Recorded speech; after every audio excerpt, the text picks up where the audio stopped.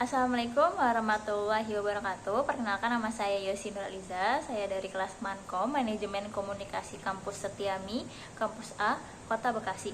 Saat ini saya akan menjelaskan atau mengerjakan tugas dari salah satu dosen saya sendiri, yaitu Bapak Sakti, oleh mata kuliah Etika dan Filsafat Komunikasi. Salah satu tugasnya yaitu sebutkan contoh tragedi atau konflik yang terjadi saat ini. Untuk tragedi atau konflik yang terjadi saat ini, saya memilih tentang konflik tragedi Kanjuruhan yang terjadi saat ini ya, yaitu pada tanggal 1 Oktober 2022 telah terjadinya kerusuhan pasca pertandingan sepak bola Liga 1 antara Aremania FC dan Persebaya di Stadion Kanjuruhan Malang, yang menimbulkan korban sebanyak 712 orang.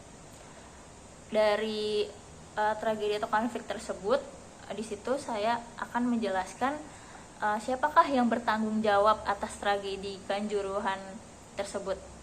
Sudah banyak yang ditetapkan sebagai tersangka ya, dari beberapa situs atau tentang berita-berita yang sudah saya baca dan saya simpulkan.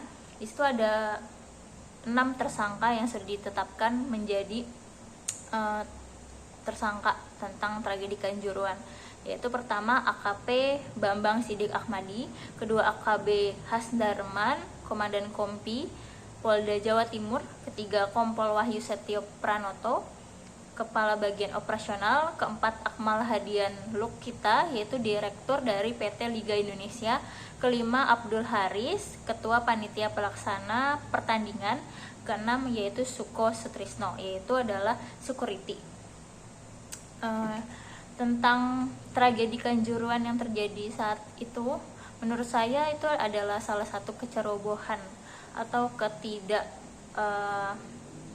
telitian atau kecerobohan yang terjadi oleh pihak penyelenggara pertandingan dan juga kekerasan yang dilakukan oleh aparat keamanan. Dari isu-isu lain, yaitu seperti fanatisme dari supporter-supporter para penonton sepak bola tersebut. Nah, siapakah yang memang berhak harus bertanggung jawab dari tragedi Kanjuruhan ini? Sudah banyak petisi-petisi yang disebarluaskan oleh banyak media, yaitu bahwa mereka menganggap ini adalah salah satu tanggung jawab yang harus dilakukan oleh pihak PSSI. Namun dari pihak PSSI tersebut, mereka mengeluarkan investigasinya sendiri ke ruang publik ya, bahwa kesalahan dari tragedinya Kanjuruhan adalah kesalahan dari pihak Panpel, yaitu Panitia Pelaksana.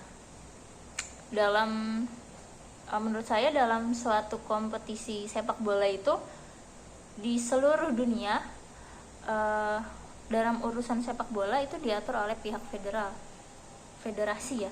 Nah, federasi tersebut ya di Indonesia itu adalah PSSI.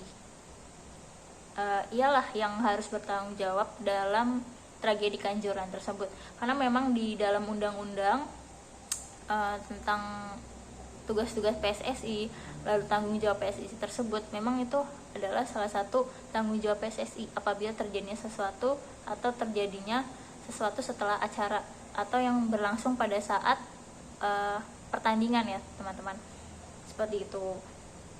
Lalu kita bisa bayangkan betapa sangat-sangat anarkis dalam tragedi Kanjuruhan tersebut, di mana para supporter datang untuk menonton bola, menonton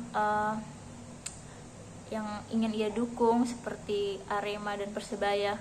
Mereka datang membawa keluarga, membawa pasangan, teman-teman, kerabat, membawa dukungan penuh.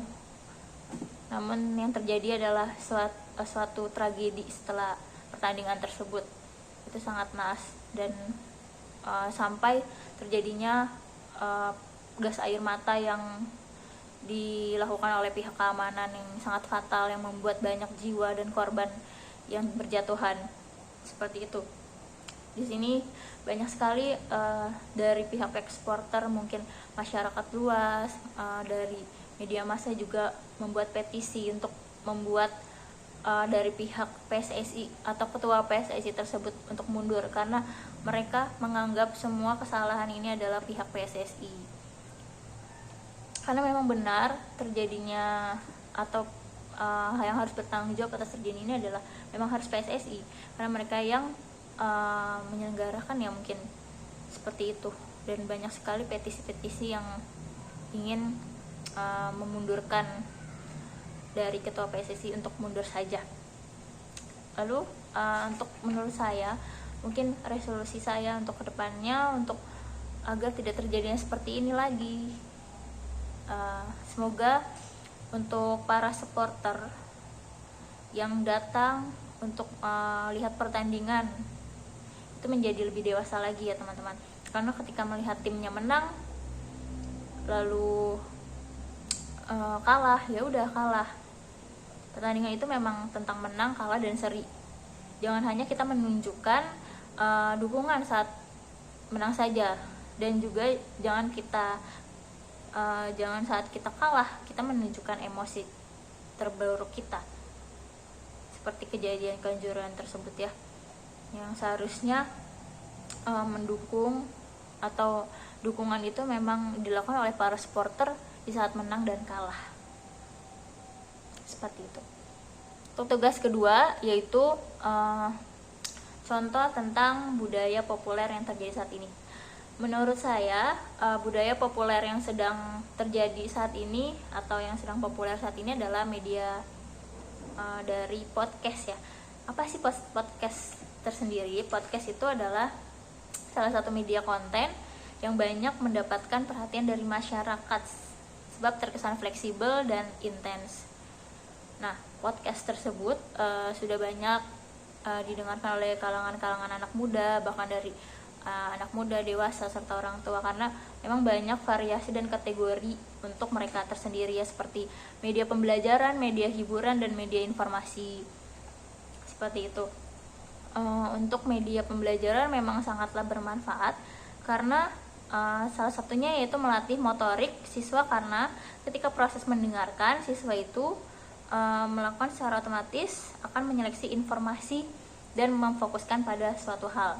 Kalau untuk media hiburan sangat banyak ya, dari kalangan-kalangan artis atau kalangan-kalangan tentang artis podcast, mereka membuat hiburan tersendiri dan membuat khalayak pendengarnya itu merasa terhibur, seperti itu. Nah, itu adalah salah satu kelebihan dari podcast. Lalu yang kedua itu tidak adanya iklan ya. Mungkin kalau podcast itu kita bisa mendengarkan tanpa adanya iklan.